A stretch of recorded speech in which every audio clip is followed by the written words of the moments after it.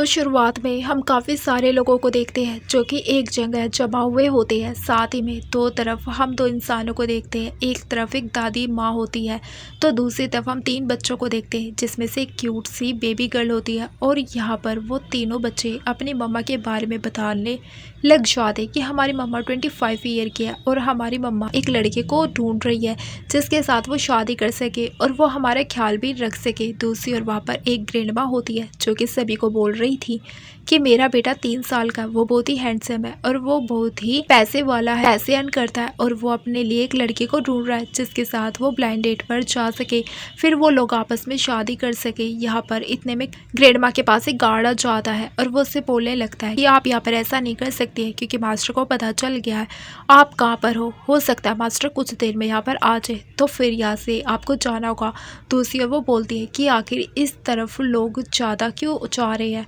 वहाँ पर ग्रैंड माँ चली जाती है जहाँ पे वो तीन बच्चों को देखकर हंसने लग जाती है जो अपनी मम्मा के लिए हस्बैंड ढूंढ रहे होते। फिर यहाँ पर वो बोलने लगते हैं कि हमारी मम्मा बहुत ही प्यारी दिखती है, वर्ल्ड की सबसे ब्यूटीफुल लेडी है। यहाँ तक कि यहाँ पर एक आंटी बोलने लग जाती है कि मेरा जो बेटा है वो अनग्रेजुएट है लेकिन वो तुमसे शादी करने के लिए तैयार है। यहाँ पर उसका बेटा बोलने लग जाता है अनग्रेजुएट ऐसे लोग अलाउड नहीं है।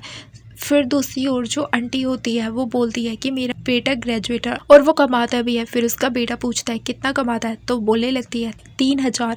ये बात सुनकर तो वो हंसने लग जाता है और वो बोलता है मेरी मम्मा तो 12,000 कमाती है, 3000 में क्या ही हो जाएगा। और सभी लोग हंसने लग जाते। यहाँ पर फिर बाद में ग्रैंड माँ बेहोश होने का नाटक करने लग जाती, नीचे गिर जाती है और उसे बेहोश देख के भी सभी लोग वहाँ पर आ जाते। जहाँ पे ग्रैंड मॉम तीनों बच्चों को बोलने लगती है कि क्यों तुम अपने लिए अपना डैडी को ढूंढ रहे हो, तो देखो ये मेरा बेटा है जो 30 साल का है और वो बहुत ही अच्छा खासा कमा लेता है। जिसके बाद हम एक सीन देखते हैं जहाँ पे बहुत सारी लग्जरियस कार आकर रुक जाती है जिसमें से निकलता है हमारा मेन लीड जाओ। जहाँ पे फिर वो चला जाता है जहाँ पर वो अपनी मम्मा को देखता है और उसकी मम्मा तीन बच्चों के साथ बैठी होती है। फिर इतने में ही बॉडीगार्ड उसकी मम्मा को लेकर जाने लगते हैं और बच्चे जोर जोर से चलाने लग जाते हैं कि हमारी ग्रैंड माँ को लेकर जाना बंद कर दो।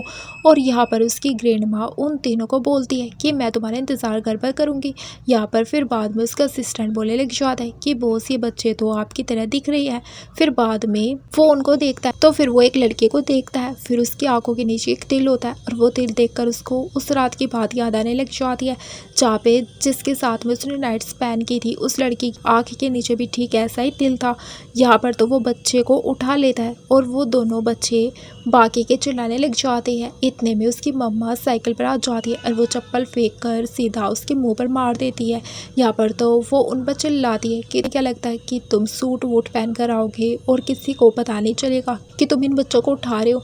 और यहाँ पर वो उसके पैरों पर जोर से मार देती है और उससे गालियाँ देकर वहाँ से चली जाती है। और उसकी ग्रैंड मॉम को तो घर पर हम देखते हैं जो कि अपने हाथ में दुपट्टा लेकर बोल रही थी कि मुझे इस दुनिया में अब नहीं रहना, मैं अब और जीना नहीं चाहती हूँ। तो उसका बेटा बोलने लगता है ग्रैंड मॉम नाटक करना बंद कर दे, आप जैसा बोलेंगी वैसा ही होगा। यहाँ पर वो उसे शादी करने के लिए बोलती है तो वो बोलता है ठीक है मुझे 3 महीने का समय दीजिए, 3 महीने के अंदर ही अंदर मैं शादी कर लूँगा। जिसके बाद में हम देखते हैं बहुत पुराने वाला सीन जहाँ पे हमारे जाओ के पीछे कुछ गुंडे पड़े हुए होते हैं। तो फिर वो वहाँ पर हमारी सिया भी आ जाती है जो वीडियो रिकॉर्डिंग कर रही होती है तो वो जाओ को ऐसी हालत में देख लेती है। फिर वो जाओ को अपनी कार में छुपा देती है, जो गुंडे थे वे वहाँ से चले जाते हैं। यहाँ पर जाओ नशे की हालत में था और उसके हार्मोन्स ऊपर नीचे हो रहे थे। फिर यहाँ पर सिया के साथ में जाओ मेक आउट करना शुरू कर देता है और बाद में सीन प्रेजेंट में शिफ्ट हो जाता है जहाँ पे वो बोलने लगता है कि 6 साल हो गए लेकिन अभी भी मुझे वो लड़की नहीं मिली है। इसके बाद में सिया अपने घर पर आ जाती है जहाँ पे आते ही उसकी सिस्टर शीन उस पर चिल्लाने लगती है और इससे कपड़े धोने के लिए बोलती है। यहाँ पर उसके तीनों बच्चे तो शीन पर ही चिल्ला रहे होते हैं कि क्यों तुम्हारे पास हाथ नहीं है, क्या तुम खुद से अपने कपड़े नहीं धो सकती हो। यहाँ पर तो वो लोग उस पर चिल्लाने लगते हैं तो सिया तो शीन को बोलने लग जाती है कि तुम तीनों के तीनों मुझे कुछ बोलो मत, मैंने तुम्हारी मम्मा से काम करने के लिए बोला है। सिया शीन को बोलती है कि जो कुछ भी बोलना है तुम मुझे बोलो, लेकिन इन तीनों बच्चों को मत बोलो। फिर यहाँ पर वो तीनों के तीनों शिन को वापस से बोलना शुरू कर देते हैं। जहाँ पे शिन को गुस्सा आ जाता है और शिन थप्पड़ मार देती है सिया को। लेकिन यहाँ पर सिया उससे बोलने लगती है कि तुम्हारा नाटक बहुत ही बढ़ता जा रहा है, एक दिन मैं तुम्हारे सारे काम भी किया करती हूँ और फिर यहाँ पर बाद में वो उस पर चिल्ला कर उठती है कि तुम मेरे काम नहीं करोगी तो फिर कौन करेगा, तुम्हें तो करने पड़ेंगे, तुम्हारे मॉम डैड भी अब इस दुनिया में नहीं रहे, ऊपर से हम इन तीनों बच्चों की भी देखभाल कर रहे हैं तो काम कौन करेगा, तुम ही तो करोगी ना। पर फिर सिया को गुस्सा आ जाता है और सिया भी शिन को थप्पड़ मार देती है। इतने में अंदर से शिन के मॉम डैड बाहर आ जाते हैं जो सिया के ऊपर चिल्लाने लग जाते हैं कि आखिर तुम हमारी बेटी को कैसे मार सकती हो, एक तो हम तुम्हें बचपन से पाला है, ऊपर से तुम हमें पर चढ़ती आ रही हो। सिया यहाँ पर उन्हें बोलने लगती है बचपन से आपने मुझे कोई पाला पोसा नहीं है, मेरे मॉम डैड बस गुजर गए थे, उसके बाद में मैंने अपना स्कूल भी कंप्लीट नहीं किया, ऊपर से ये कपड़े, ये सारे के सारे जो कपड़े हैं ना वो जो शिन ने कभी नहीं पहने या फिर उसे वो पहनकर फेंक दिया करती थी वही कपड़े मैं पहना करती हूँ। और रही बात घर खर्च की तो हर महीने आप लोगों मुझसे पैसे मांगते ही रहते हो, तो मैं तो यहाँ पर फ्री में नहीं रहती हूँ बल्कि आप लोग रहते हो। फिर यहाँ पर वो बोलने लगती है कि ठीक है आप लोगों को मुझसे इतनी दिक्कत है तो मैं 2 दिन के अंदर ये इस घर से निकल जाऊँगी। और वो वहाँ से चली जाती अपने तीनों बच्चों के साथ में। फिर उसकी मॉम डैड और शिन आपस में बात करने लग जाते हैं, अगर ये यहाँ से चली गई तो फिर हमें पैसे कैसे मिलेंगे, क्योंकि यही तो मिस्टर शैन से शादी करेगी और मिस्टर चान हमें पैसे देंगे, लेकिन अगर ये चली जाएगी तो पैसे कहाँ से आएंगे। दूसरे उसके बच्चे सिया से पूछते हैं कि मम्मा क्या हम सच में यहाँ से जा सकते हैं, तो सिया बताते हैं कि हाँ डिज़ाइनिंग से मैंने कुछ पैसे बचा रखे थे तो हम यहाँ से निकल सकते हैं। और यहाँ पर तो वो तीनों बच्चे काफ़ी खुश हो जाते हैं। इसके बाद में वो चली जाती है घर को लीज पर लेने के लिए, साइन करने के लिए कॉन्ट्रैक्ट को। और कॉन्ट्रैक्ट साइन करने के बाद भी सोचने लगती है कि अब मुझे कुछ खाने पीने का सामान लेना होगा, इसलिए वो ग्रोसरीज सुपरमार्केट में जाने लगती है। उस जगह पर वो होती है हमारी जाओ की मम्मा एंड यहाँ पर तो वो शॉपिंग कर रही होती है जहाँ पे वो अपना फ़ोन भूल जाती है, लेकिन हमारी सिया उस फ़ोन को देख लेती है और वो ग्रैंड माँ को वापस कर देती है, उससे अपना फ़ोन दे देती है। ग्रैंड मॉम तो सिया को देखने लग जाती है कि शायद से उसने उसे कहीं देखा है, लेकिन उन्हें याद नहीं आता है। सिया वहाँ से चली जाती है। फिर ग्रैंड मॉम को रिग्रेट होता है कि मैंने उसका कॉन्टैक्ट नंबर नहीं लिया, ना इन्फॉर्मेशन ली, मैं तो भूल गई। यहाँ पे ग्रैंड मॉम जब बाहर निकल रही होती है तो वहाँ पर मॉल का जो सायरन था वो बजने लग जाता है। वहाँ पे सेक्रेटरी गार्ड बोलने लगता है कि ज़रा अपना बैग दिखाइए, कहीं तुमने कोई चीज़ तो चुरा ना ली हो। ग्रैंड मॉम बोलने लगती है कि मैंने सबके लिए पैसे पे किए। फिर बाद में वो बैग उसे दे देती है।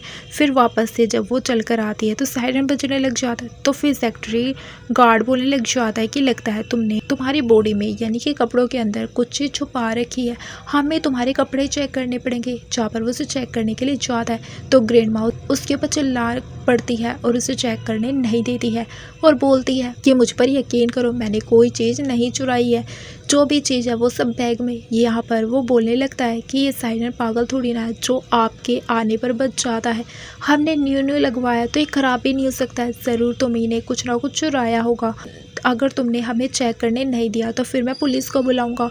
ग्रैंड मॉम भी चिल्लाकर बोलती है ठीक है जाओ जाकर पुलिस को बुलाओ ना, मैं कौन सा डरती हूँ पुलिस से। यहाँ पर वो ज़बरदस्ती उसे चेक करने लगता है और वो चिल्लाने लगती है। इतने में वहाँ पर दोस्तों सिया जाती है जो सेक्रेटरी गार्ड पर चिल्लाती उल्टा। सेक्रेटरी गार्ड बोलने लग जाता है कि आप समझ में आ रहा है, मुझे लगता है तुम दोनों ही की दोनों मिली हुई हो और यहाँ पर हमें फंसा रही हो। दोस्तों ग्रैंड मॉम कॉल लगा देती है अपने बेटे को, कॉल करके उसे वहाँ पर बुलाने लगती है, लेकिन वो गार्ड था जो कि ग्रैंड मॉम के हाथ से फ़ोन को ले लेता है और फेंक देता है। जहाँ पर जाओ अपने असिस्टेंट को बोलता है कि जल्दी से गाड़ी निकालो, ग्रैंड मॉम मुसीबत में। एंड वहाँ पर वो अपने सारे बॉडीगार्ड्स को लेकर वहाँ पर आने के लिए निकल जाता है और यहाँ पर सभी के सभी लोग उन दोनों के साथ ज़बरदस्ती करने लगते हैं, उन्हें चेक करने की कोशिश करते हैं, लेकिन इतने में एक बॉडीगार्ड उनसे धक्का दे देता है। जहाँ पर सिया जाकर सीधे गिर जाती है जाओ के ऊपर और उसे जाओ को देखकर सोचने लग जाती है वो तो वही किडनैपर है जो मेरे बच्चों को उठा रहा था। दूसरी ओर जाओ सिया को देखकर सोचता है कि 6 साल पहले ये लड़की ठीक ऐसी ही दिखती थी, कहीं ये वही तो नहीं है जिसे मैं 6 साल से ढूंढ रहा हूँ। फिर यहाँ पर उसकी ग्रैंड मॉम बोलने लगती है कि मैं इतनी बुरी हो गई थी वो अभी तक कि मैं इतनी बूढ़ी हो गई हूँ, अभी तक पूरी लाइफ में मेरी इतनी बेइज्जती कभी नहीं हुई जितनी बेइज्जती मुझे आज सहनी पड़ी है। और ये लोग मुझे चोर चोर बुला रहे थे। यहाँ पर फिर जावा सिस्टर को बुलवा के अपने एक इलेक्ट्रिशियन को बुलाता है और उससे सायरन वाले सिस्टम को चेक करने के लिए बोल देता है। तो वो चेक करके बोलने लगता है कि वो तो ख़राब हो गया है, जिसमें शॉर्ट सर्किट हुआ था, जिस वजह से इसमें आवाज़ें आ रही थी।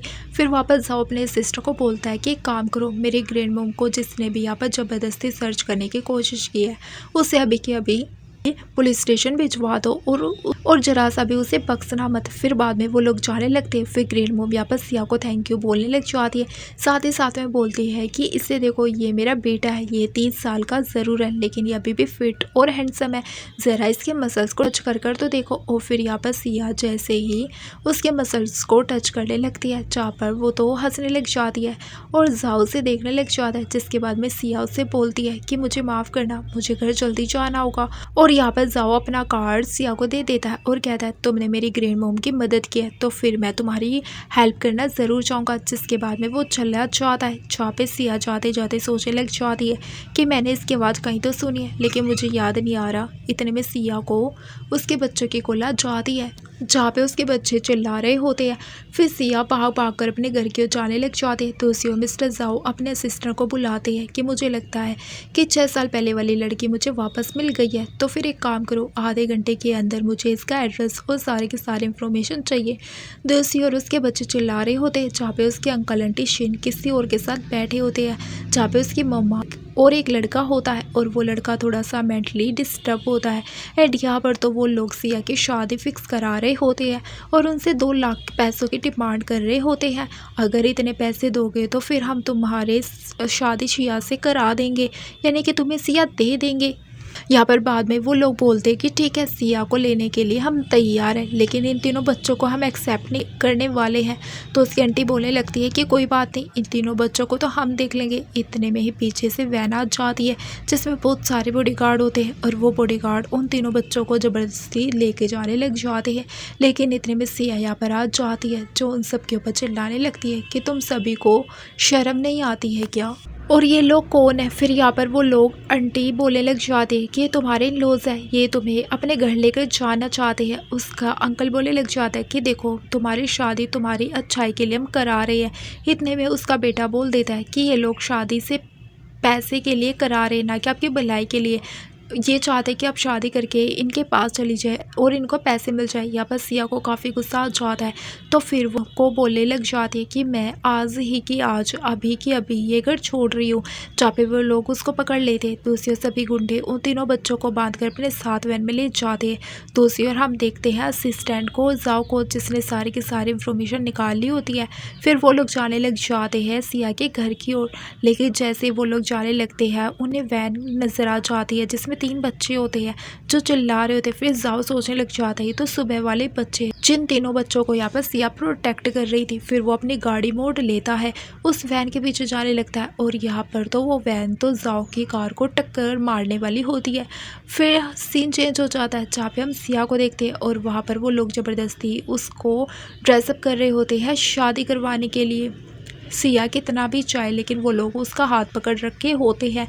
और यहाँ पर आंटी और उसका बेटे को हम बात करता हुआ सुन पाते हैं, जहाँ पे वो आंटी बोलने लग जाती है कि एक बार तुम्हारी शादी हो गई तो फिर मुझे प्यारे से बच्चे देना, हमारा मेन मोटिव तो बच्चे पैदा करना है। और यहाँ पर उनका जो पागल बेटा होता है वो हाँ हाँ करने लग जाता है। इतने में जिया वापर आ जाती है और उसके बेटे को थप्पड़ मार देती है, जहाँ पे उसका बेटे की मम्मा गुस्से में आ जाती है। तो फिर वो अंकल आंटी उसे बोलते हैं कि अभी के अभी नील डाउन करके इनसे माफ़ी मांगो, लेकिन यहाँ पर सिया ऐसे करने से मना कर देती है। यहाँ पर वो नील डाउन नहीं हो रही थी, तो यहाँ पर उसकी कज़न जानबूझ के उसके पैरों पर मार देती है, जिस वजह से सिया गिर जाती है। और यहाँ पर वो लोग ज़बरदस्ती शादी करवाने लगते हैं। सिया उठ भागने लग जाती है और बाहर की तरफ आ जाती है। वो लोग तो बाहर शादी करवा रहे होते हैं, लेकिन इतने में वहाँ पर बहुत सारी कार्स आ जाती है। इनमें से निकलते हैं हमारे मिस्टर जाओ के और उसके साथ में 3 बच्चे। यहाँ पर सिया उन्हें देखने लग जाती है और भागकर उनकी तरफ चली जाती है। सिया उन्हें बताती है कि तुमने कहा था ना कि मैं तुम्हारी ग्रैंड मॉम की जान बचाई तो फिर तुम मेरे लिए कुछ हेल्प करोगे। तो मैं चाहती हूँ कि तुम इन सबको जेल भेज दो। जहाँ पर तो जाओ अपने सिस्टर को बोलने लग जाता है कि पुलिस को कॉल करके इनको जेल भिजवा दो।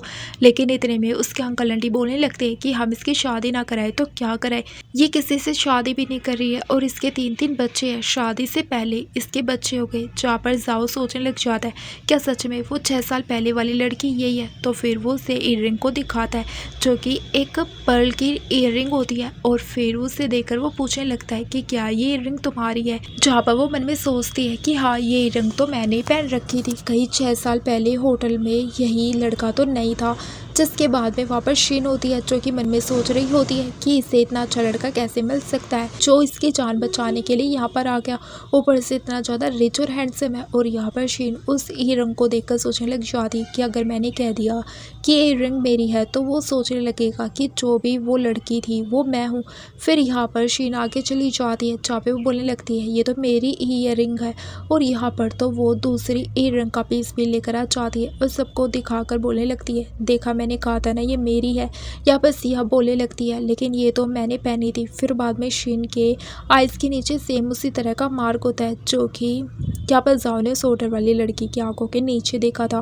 फिर अब यहाँ पर जाओ कंफ्यूज हो जाता है कि आखिर इन दोनों में से असली लड़की कौन है जिसके साथ मैंने नाइट स्पेंड की थी। यहाँ पर तो वो उसके बच्चे भी बोलने लग जाते हैं कि ये रंग तो मेरी मम्मा की है। लेकिन यहाँ पर शीन बहुत ही चालाक होती है, वो उसे फ़ोटो दिखाकर बोलने लग जाती है कि देखो ये ईयररिंग मेरी है। यहाँ पर जाओ को गुस्सा आ जाता है और वो सिया को बोलने लगता है कि तुमने मुझसे झूठ बोला। सिया कहने लगती है कि मैंने कोई झूठ नहीं बोला। यहाँ पर जाओ शिन को बोलता है कि ठीक है मैं तुम्हें बस एक क्वेश्चन पूछूंगा। जहाँ पर उससे वो पूछता है कि 6 साल पहले तुमने उस दिन कौन सी ड्रेस पहन रखी थी। तो शिन को याद आने लगता है कि सिया जब घर पर आई थी तो फिर उसने स्कूल यूनिफॉर्म पहन रखी थी और वो यूनिफॉर्म का नाम भी बोल दे दिया। जहाँ पर जाओ को यकीन आ जाता है कि वो लड़की कोई और नहीं बल्कि शिन थी जो उस दिन वहाँ पर थी। तो फिर जाओ उसे 10 मिलियन का चेक दे देता है जहाँ पे उसकी फैमिली वाले काफ़ी खुश हो जाते हैं। लेकिन यहाँ पर शी नाटक करते हुए बोलती है कि मुझे पैसे नहीं चाहिए, तुम्हारे साथ रहना है। जहाँ पे जाओ शिया की तरफ देखकर बोलता है कि क्या तुम्हें कुछ नहीं बोलना। सिया अपने मन में सोचने लगती है कि अगर मैंने आर्गूमेंट करने बैठी यहाँ पर तो ये लड़का मेरे बच्चे मुझसे छीन लेगा। इसके लिए मैं इससे आर्गुमेंट नहीं करूँगी और चुप ही रहूँगी और यहाँ से निकल जाऊँगी चुपचाप ताकि मैं अपने बच्चों के साथ शांति से रह सकूँ, एक पीसफुली लाइफ जी सकूँ। यहाँ पर सिया बोलने लगती है कि हाँ मुझे लगता है कि वो ये लड़की थी जो उस दिन होटल में थी, ना कि मैं नहीं बल्कि वो लड़की सच बोल रही है। अब मैं यहाँ से जा रही हूँ, मुझे यहाँ पर किसी के भी साथ नहीं रहना है। एंड यहाँ पर मिस्टर जाओ अपने असिस्टेंट को बोलकर उनके लिए एक मैंशन खरीदने के लिए बोल देते हैं। जहाँ पे तो वे तीनों काफ़ी खुश हो जाते हैं। जिसके बाद में हमारे सिया उन तीनों बच्चे के साथ घर पर आ जाती है और यहाँ पर घर पर आते ही उसके तीनों बच्चे काफ़ी खुश हो जाते हैं और उनको वो घर काफ़ी ज़्यादा पसंद आता है जो कि इन्होंने लेस पर लिया था। एंड यहाँ पर हमारी सिया बाथरूम में बैठकर सोच रही होती है जाओ के बारे में, क्योंकि उसे लग रहा था कि जाओ ही वही लड़का है जिसने उसकी 6 साल पहले पूरी लाइफ बर्बाद कर दी थी उस इंसिडेंट की वजह से। दूसरी ओर उसके तीनों बच्चे यहाँ पर पंचायत करने लग जाते हैं कि तुम्हें नहीं लगता कि मम्मा की जो हालत है और मम्मा का जो मूड है वो बहुत ही ज़्यादा सैड एंड यहाँ पर उन तीनों में बातें होने लग जाती है। तो फिर वे कहते हैं कि हाँ मम्मा बहुत ही उदास लग रही है, मुझे लगता है ये सब कुछ उस ईयररिंग की वजह से हुआ है।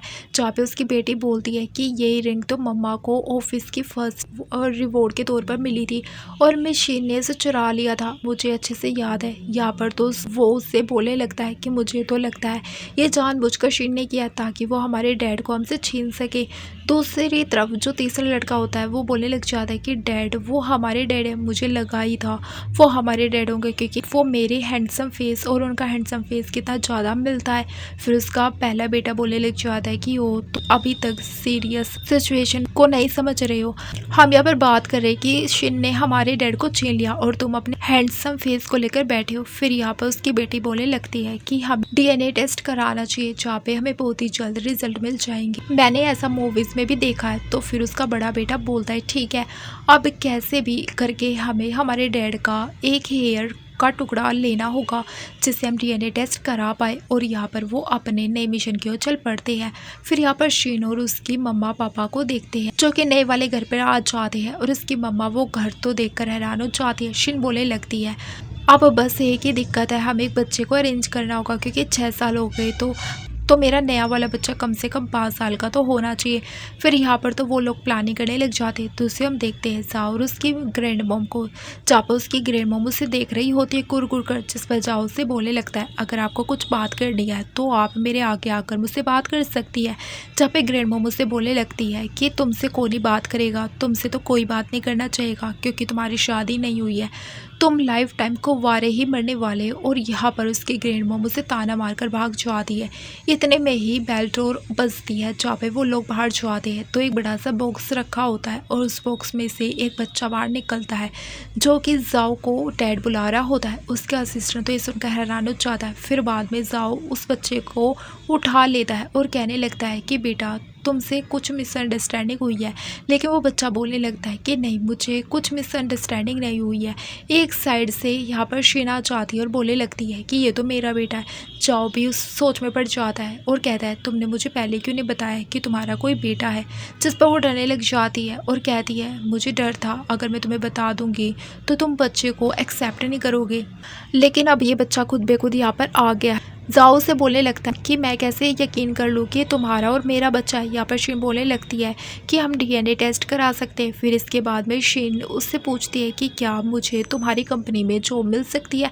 फिर जाओ मन में सोचने लगता है कि मेरी वजह से इसकी लाइफ ख़राब हो गई थी, इसने 6 साल तक स्ट्रगल किया है तो मुझे इसे कंपनसेट तो करना पड़ेगा। तो वो उसको जॉब का ऑफ़र देने लग जाता है। फिर यहाँ पर शीन उसका हाथ पकड़ कर बोलने लगती है कि क्या हम आज रात बाहर जा सकते हैं। लेकिन जाओ उसका हाथ छुड़ा कर बोलने लगता है आज मैं बिजी हूँ लेकिन नेक्स्ट वीक हम बाहर जा सकते हैं। फिर यहाँ पर सुबह हो जाती है, फिर वो फटाफट से उठकर रेडी होने के लिए चली जाती है। दूसरी आप उसके तीनों बच्चों को देखते हैं जो कि उसके लिए टिफ़िन तैयार कर रहे होते हैं। फिर जैसे सिया जाने लगती है तो वो लोग उसको टिफ़िन देख और शिया भी टिफ़िन लेने के बाद में वहाँ से चली जाती है।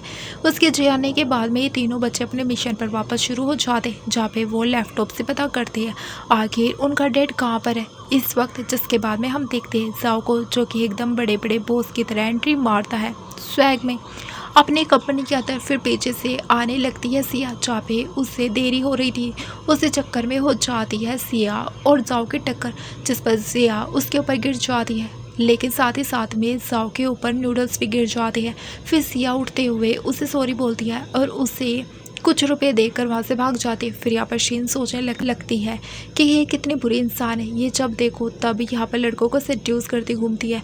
फिर यहाँ पर तो जाओ के पास आती है वो और बहुत ही भोली बनने की एक्टिंग करने लग जाती है कि इसको तो पता नहीं कितनी परवाह है जाओ की।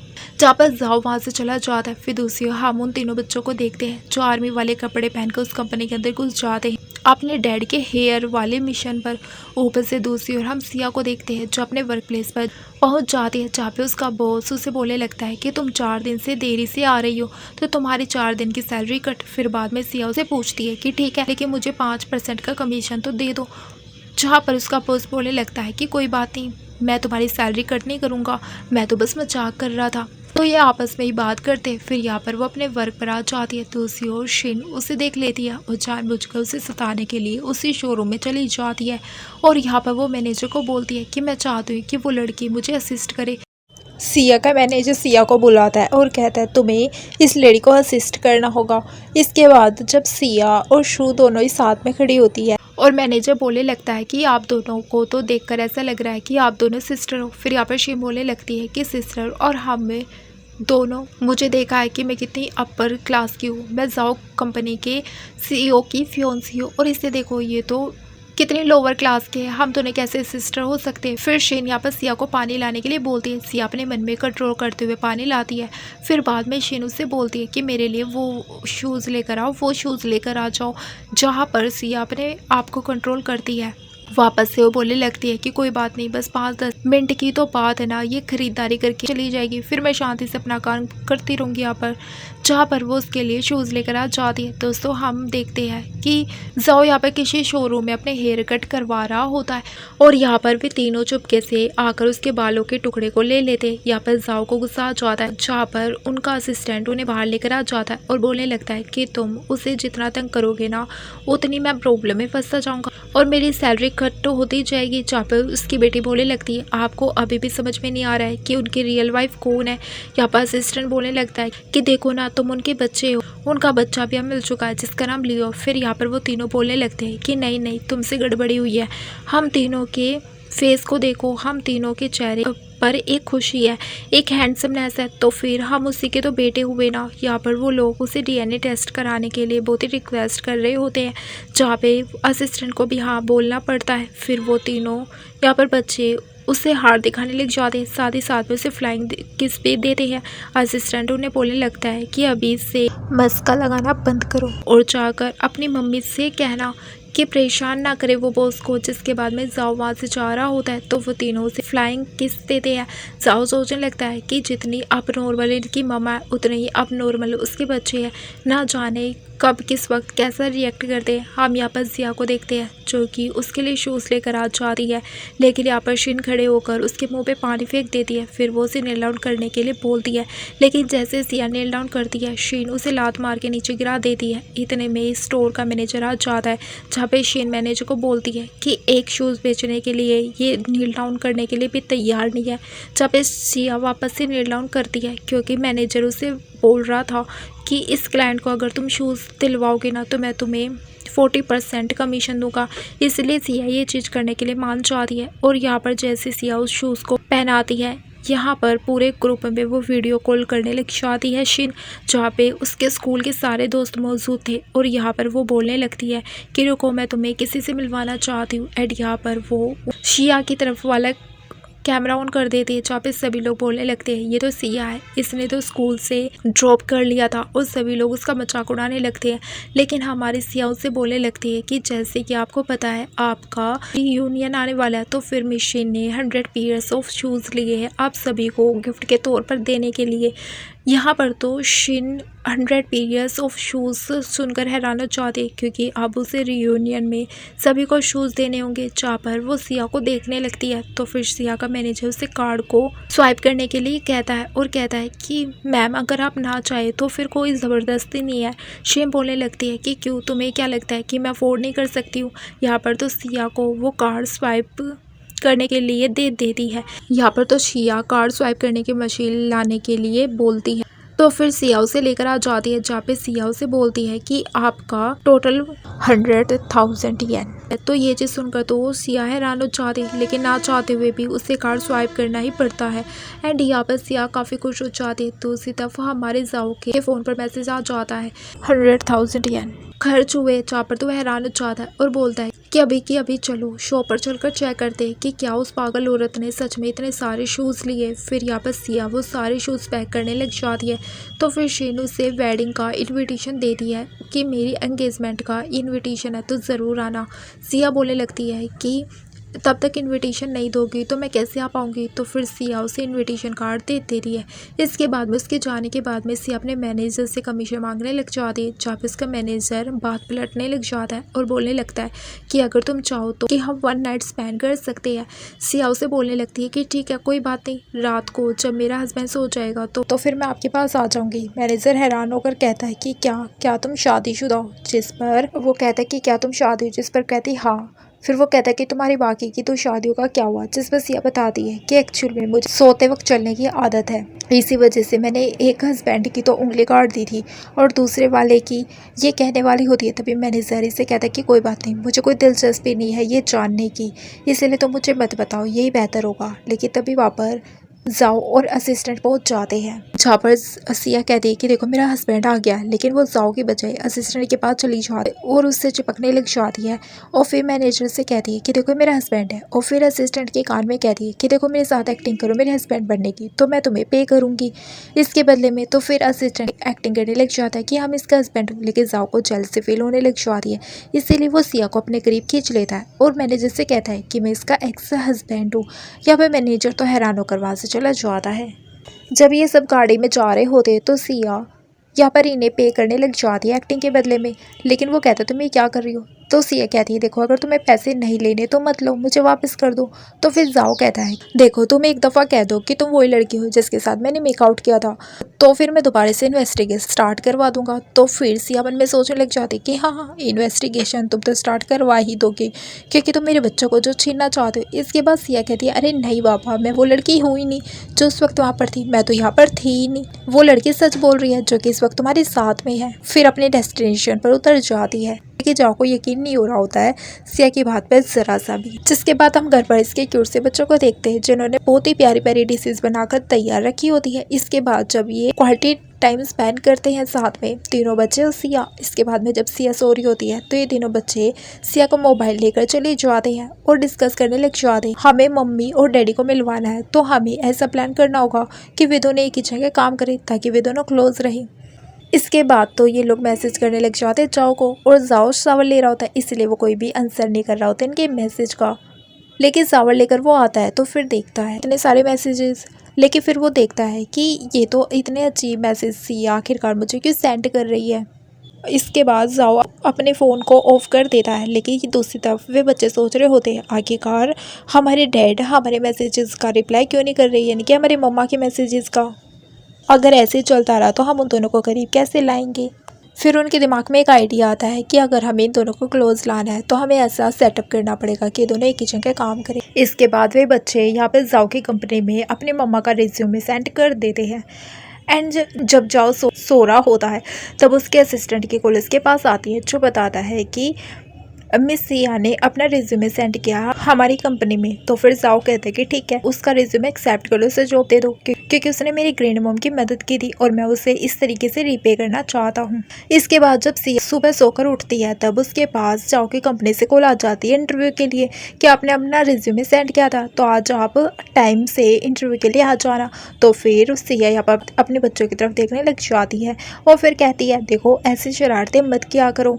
और इसके बच्चे से बोल रहे होते कि मम्मा आपको डरने की ज़रूरत नहीं है, आप वर्ल्ड की सबसे बेस्ट मम्मा, आप इंटरव्यू आसानी से पास कर लेंगे और आपको जॉब भी मिल जाएगी। इसके बाद और शिन के असिस्टेंट उससे अपने इंटरव्यू वाले लोगों की लिस्ट दे रही होती है जिसमें टोटल 18 लोग होते हैं। जहाँ पे जैसे शिन फाइल को ओपन करती है सबसे पहला नाम यहाँ पर सिया को होता है और वो फिर बाद में बोलने लग जाती है कि आने दो इसे, आज तो मैं इसे अच्छा खासा मजा चखा करूँगी। और उससे वो सिया के इंटरव्यू के लिए चली जाती है। दूसरी ओर सिया के इंटरव्यू के लिए हम ग्रैंडमा को देखते हैं और ग्रैंडमा बोलने लगती है कि तुम यहाँ पर क्या कर रही हो, जहाँ पे वो उसे सब कुछ बताने लगती है। जिसके बाद तो वो लोग लिफ्ट में चले जाते तो फिर लिफ्ट के अंदर एक लड़का आ जाता है जो कि छोटा सा बच्चा होता है जो बोलने लग जाता है कि कौन यहाँ पर है, लिफ्ट को ओवरवेट कर रहा है, जल्द से जल्द वो बाहर निकल जाए। यहाँ पर सभी लोग बोलने लग जाते हैं बेटा तुम लास्ट में आए हो और तुम्हें ही बाहर जाना चाहिए। यहाँ पर वो उसे बोलने लग जाता है कि तुम तो बूढ़ी अम्मा हो, तुम यहाँ से बाहर निकलो। और यहाँ पर तो वो जाओ की ग्रैंडमा को धक्का मार के लिफ्ट से बाहर कर देते। यहाँ पर सिया को तो गुस्सा आ जाता है तो फिर वो बोलने लगती है कि तुम लोग मुझे जानते नहीं हो, मैं कौन हूँ, मैं जाओ का होने वाला बेटा हूँ। यहाँ पे तो ग्रैंडमा हैरान हो जाती है, बोलने लगती है बेटा तुम जाओ के बेटे कैसे हो सकते हो। दूसरी सिया सोचती है आखिर शिन के पास इसका बेटा कब आया, मुझे तो कुछ पता ही नहीं चला। और यहाँ पर उनका झगड़ा स्टार्ट हो जाता है। दूसरी ओर शिन का बेटा रोने लग जाता है। उतने में शिन वहाँ पर आ जाती है और बोलने लगती है मेरे बेटे को कौन तंग कर रहा है। यहाँ पर तो सिया उसे देख कर बोलती है बेटा ये तुम्हारा बेटा कब से हो गया। शिन यहाँ पर सिया को थप्पड़ मारने वाली होती है लेकिन सिया उसका हाथ पकड़कर उससे उल्टा थप्पड़ मार देती है और शिन को गुस्सा आ जाता है और शिन उस ग्रैंडमा को देख लेती है जहाँ पे उसका बेटा बोलने लग जाता है कि दोनों के दोनों मुझे चीट कर रही थी और बुली कर रही थी। यहाँ पर तो उसकी ग्रैंडमा को वो मारने वाली थी लेकिन सिया बीच में आ जाती है। दूसरी ओर यहाँ पर जाओ भी आ जाता है और चिल्लाने लग जाता है कि यहाँ पर क्या चल रहा है। जाओ यहाँ पर आकर खड़ा हो जाता है जहाँ पे उसका बेटा बोलने लग जाता है ये बूढ़ी औरत ये बेकार आंटी ये दोनों मिलकर मुझे बुली कर रहे थे, आपको इन्हें सबक सिखाना होगा डैड। और यहाँ पर उन्होंने तो मम्मा को भी मारा है। फिर यहाँ पर जाओ तो पूछता है कि शिन किसी को थप्पड़ मारना नहीं आता है। तो शिन बोलने लगती है कि मैं कैसे किसी को भला मार सकती हूँ। जहाँ पे जाओ से बोलने लगता है कि लगता है तुम्हें इन्होंने ज़रूर थप्पड़ नहीं मारा है तो क्या मैं तुम्हें सिखाऊं थप्पड़ कैसे मारते। यहाँ पर शिन हंसने लग जाती है और बोलती है क्यों ना तुम ही मुझे बता दो कि थप्पड़ कैसे मारा जाता है। और यहाँ पर उसकी ग्रैंडमा को समझ में नहीं आ रहा होता कि जाओ शिन की साइड क्यों ले रहा है। लेकिन यहाँ पर जाओ तो शिन को उल्टा थप्पड़ मार देता है और 3 बार थप्पड़ मारता है। वापस सभी लोग हंसने लग जाते तो फिर शिन सभी को बोलती है कि इसमें हंसने की कोई ज़रूरत नहीं है, ये मेरा फियोंसी है, ये मुझे थप्पड़ मार सकता है, इसको हक है, ठीक है ना। यहाँ पर जाओ शिन के ऊपर फिर चिल्लाने लग जाता है और वहाँ पर उसकी ग्रैंड माँ जाओ के ऊपर आके चिल्ला रही होती है कि आखिर ये सारी चीज़ें कब हुई और ये तुम्हारी फियोंसी कब बनी और ये बेटा अचानक से कहाँ से प्रकट हो गया, ये सब कुछ क्या चल रहा है, मुझे बताओ। तब यहाँ पर जाओ से अपनी ग्रैंडमा बुलाता है। ये चीज़ सुनकर तो शिन हैरान हो जाती है। फिर बाद में उसे वो चीज़ बताने लगता है कि जहाँ पर ग्रैंडमा बोलती है कि जाओ सिया जाकर अभी के अभी इस लड़की को थप्पड़ मारो। एंड यहाँ पर सिया चली जाती है उसे थप्पड़ मारने के लिए। तो फिर शिन उसे बोलती है कि याद रखना मैं ही तुम्हारा इंटरव्यू लेने वाली हूँ, मैं तुम्हें इस कंपनी से निकाल सकती हूँ। तो सिया बोलती है कि बाप रे, मैं तो डर गई। फिर यहाँ पर शिन हंसती है, लेकिन इतने में सिया उसे 3 थप्पड़ मार देती है और बोलती है कि उन्हें ग्रैंडमा बोलना बंद कर दो, उन्हें मैडम कर कर बुलाओ। फिर यहाँ पर वापस से वो पीछे आती है जहाँ पे ग्रैंडमा खुश हो रही होती है और कहती है तुम HR डिपार्टमेंट में हो, तो फिर मैं चाहती हूँ कि जाओ तुम इसे अभी के अभी यहाँ से निकाल दो और सिया को डिज़ाइनिंग डिपार्टमेंट रख लो। एंड यहाँ पर वो बोलने लगता है कि ठीक है, अब ग्रैंडमा ने बोला तो मुझे तो करना ही होगा, तो मुझे तुम्हें डिज़ाइनिंग डिपार्टमेंट में मैं अलाउ करता हूँ। तो फिर तुम्हारे पास 3 मंथ का ट्रायल पीरियड होगा और जहाँ पर तुम चीज़ों को सीख पाओगी और उन्हें एक्सिक्यूट कर सकती हो और उसके बाद में तुम्हारी जॉब फिक्स हो जाएगी। तो सिया को सोच जाती है। हम सिया को देखते हैं जो रास्ते से जा रही थी, वहाँ पर उसकी टक्कर एक बाइक से होने वाली थी, लेकिन जी आकर उसे बचा लेता है। दूसरी ओर हम जाओ को कार में देखते हैं जहाँ पे शिन भी उसी कार में होती है। तो फिर शिन उसे माफ़ी मांगने लग जाती है कि मुझे माफ़ कर दो, मैंने तुम्हारी ग्रैंडमा के साथ ऐसे एक्ट किया, यहाँ पर गलती मेरी थी। एंड यहाँ पर गलती से वो एक बड़ी सी कार के सामने आती है जहाँ पर गलती से असिस्टेंट बहुत गंदा ब्रेक मारता है जिसकी वजह से सभी लोग आगे हो जाते हैं और जाओ शिन पर चिल्ला उठता है और कहता है अगर कोई एक्सीडेंट होता तो सबसे पहले तुम्हें अपने बेटे को प्रोटेक्ट करना चाहिए था, ना कि खुद को बचाना चाहिए था। यहाँ पर शिन उसे माफ़ी मांगने लगती है और बोलने लगती है मैं खुद डर गई थी। फिर जाओ मन में सोचने लगता है कि हो सकता है DNA टेस्ट रिजल्ट फेक हो। तो फिर कल का हमें सीन दिखाया जाता है जहाँ पे जाओ अपने ऑफिस में था, तो फिर उसका असिस्टेंट DNA रिजल्ट लेकर आ जाता है जहाँ पे रिजल्ट में साफ साफ दिखाया गया था कि शिन का बेटा ही उसका बेटा है। लेकिन यहाँ पर उसकी ग्रैंडमा को उसे बताने लगती है कि मुझे अभी भी दाल में कुछ काला लग रहा है बेटा, मुझे शिन नहीं लगता है कि वो उसकी मम्मा है। तो दूसरी ओर हम देखते हैं कि उसकी गाड़ी वहीं से जा रही होती है जहाँ पे सिया और जी खड़े थे और यहाँ पर जी उसे देखकर सोचने लग जाता है कि ये क्या सच में सिया है। एंड वे दोनों एक दूसरे को देखने लग जाते हैं। दूसरी ओर सिया जी को थैंक यू बोल रही होती है तो जी सिया को बोलता है कि क्या तुम सच में नहीं पता है कि मैं कौन हूँ। फिर बाद में हम एक बचपन का सीन दिख पाते हैं जहाँ पे एक मोटा उस बच्चे को बुली कर रहा होता है एंड वापस सिया उस मोटू से बच्चे को बचाती है और वो मोटू से बच्चा कोई और नहीं दोस्तों बल्कि जी होता है। सिया उसे पूछने लगती है आखिरकार तुम इतने समय से कहाँ पर थे। तो फिर जी उसे बताता है कि मैं बहुत ही ज़्यादा बीमार पड़ गया था जिस वजह से मुझे इंटरनेशनल अब्रॉड जाना पड़ा जहाँ पे मैंने अपनी दवाइयाँ पूरी की, साथ ही साथ में अपनी डिज़ाइनिंग की डिग्री भी। तो लोग मुझे कैन के नाम से जानते। तो फिर सिया बोलने लगती है कि तुम ही वो फेमस कैन हो ना, जहाँ पे वो उसे बोलता है कि हाँ। फिर साथ ही साथ में कैन उसे कहता है कि चलो मैं तुम्हारे ऑफिस में तुम्हें ड्रॉप कर दूंगा। दोस्तों यहाँ पर जाओ ऑफिस में बैठकर सोच रहा होता है क्या सच में, एंड यहाँ पर हक करते हुए जाओ सिया को देख लिया था, वो मन में सोच रहा था क्या सच में ये जिया है।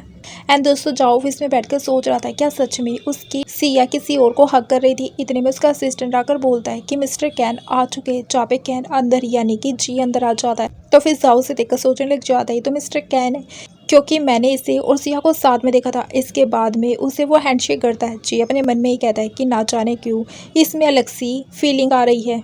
पर सिया जब ऑफिस में आती है तो सभी लोग उसकी बेइज्जती करने लग जाते हैं, उसकी बुराइयां करते हैं। जहाँ पे शीन आके उसे सुनाने लगती है और शीन उसे थप्पड़ी मारने वाली थी, लेकिन इतने में वापस जी आ जाता है यानी कि कैन आकर उसे वापस से बचा लेता है। फिर यहाँ पर असिस्टेंट आ जाता है जो कि सभी को कैन से इंट्रोड्यूस कराता है और सभी लोग बोलने लगते हैं कि मैं तो कैन की बहुत ही बड़ी फ़ैन हूँ। फिर यहाँ पर जू उससे कहते हैं कि तुम टेंशन मत लो, बचपन में तुम मुझे बचाया करती थी, अब मेरी बारी है तुम्हें बचाने की, तुम्हें प्रोटेक्ट करने की। एंड जाओ और शिन यहाँ पर लंच कर रहे होते, इतने में इसका बेटा फ्रूट्स लेकर आ जाता है जहाँ पे शिन उसके पर गुस्से भड़कने लग जाती है और बोलती है दूसरे से कि वेटर, और बोलती है दूसरी ओर वो वेटर आती है जिसके हाथ में गर्म पानी था और फिर वो पानी उसके हाथ से छूट जाता है और यहाँ पर शीन अपने बेटे को ही अपने आगे रख लेती है खुद को प्रोटेक्ट करने के लिए। जाओ को इतना गुस्सा आ जाता है, वो ऑफिस में चला जाता है और अपने असिस्टेंट को बोलने लगता है कि जाकर सिया के तीनों बच्चों का हेयर लेकर आओ, मुझे अभी की अभी डीएनए टेस्ट कराना है, क्योंकि वो सारे डीएनए टेस्ट मुझे तो फेक लग रहे हैं।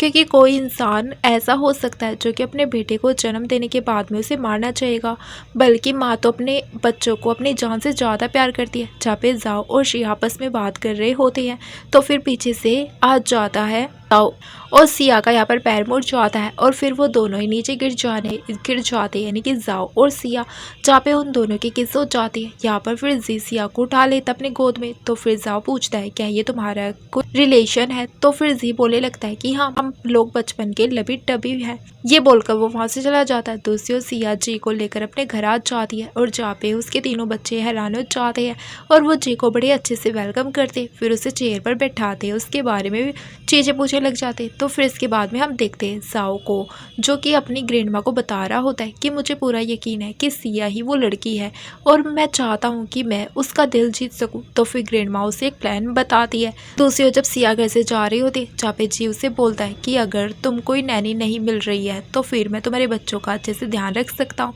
तुम्हारी नैनी बन सकता हूँ। यहाँ पर सिया उसे थैंक यू बोल देती है और जाने के लिए कहती है, जिसके बाद में सिया चली आती है यहाँ पे एक नैनी को ढूंढने के लिए, जहाँ पे बहुत सारे लोग होते हैं। लेकिन फाइनली उसे एक लड़का दिखाई देता है जो कि बिल्कुल जाओ की तरह दिख रहा था, बट जाओ यहाँ पर अपना लुक चेंज कर आया होता है और सिया सोचने लग जाती कि लगता है तो ढंग में ये वैसा ही जैसे कि जाओ है, ये यंग भी है, तो क्यों ना मैं इसे एज ए नैनी यानी कि बेबी सीटर रख सकती हूँ। यहाँ पर सिया जाओ को पहचान जाती है और सोचने लगती है कि लगता है ये जानबूझ के नाटक कर रहा है। तो फिर वो उसकी फीस जो है वो भी कम करवाने के लिए बोलती है। तो फिर यहाँ पर जाओ आ जाता है सिया के घर पर और फिर मन में सोचने लगती है सिया कि अब मैं देखती हूँ ये कितना नाटक करता है, इससे मैं अच्छा बदला लूँगी अपना। यहाँ पर फिर बाद में सिया बोलने लगती है कि अगर ये लड़का यहाँ पर पूरे दिन रहेगा तो फिर कंपनी में कौन आएगा, अगर कंपनी में कोई नहीं आया तो इसका मतलब ये है कि ये जाऊ ही है। फिर यहाँ पर तो वो उसे बहुत सारे काम करने के लिए बोल देती है, लेकिन दूसरी ओर वो कंपनी में जाती है, जहाँ पे जाऊ को वो देख लेती है और वो सोचने लग जाती है आखिर जाऊ यहाँ पर क्या कर रहा है, तो फिर घर पर कौन है, क्या दोनों अलग अलग है या फिर एक ही है। इसके बाद में वो ग्रैंडमा को पूछती है क्या आपको पॉसिबिलिटी लगती है कि कहीं आपके कोई ट्विंस ना हो, यानी कि जाओ का कोई एक ट्विंस ब्रदर हो। ग्रैंडमा यहाँ पर बोलने लगती है कि ये तो पॉसिबल ही नहीं है। फिर जैसे सिया घर पर जाती है और वो अपने बच्चों से पूछती है कि क्या ये एक बार भी घर से बाहर नहीं निकला, जहाँ पे उसकी बेटी बोलने लग जाती कि नहीं, अंकल तो पूरे दिन घर पर ही थे और यहाँ पर उसने बहुत सारे डिशेज बनाई होती है डिनर के लिए। जहाँ पे सिया सोचने लग जाती है खाने के बाद में कि ये टेस्ट तो मुझे बगल वाले रेस्टोरेंट का लग रहा है, लेकिन वो बिना कुछ बोले ही खाना खा जाती है।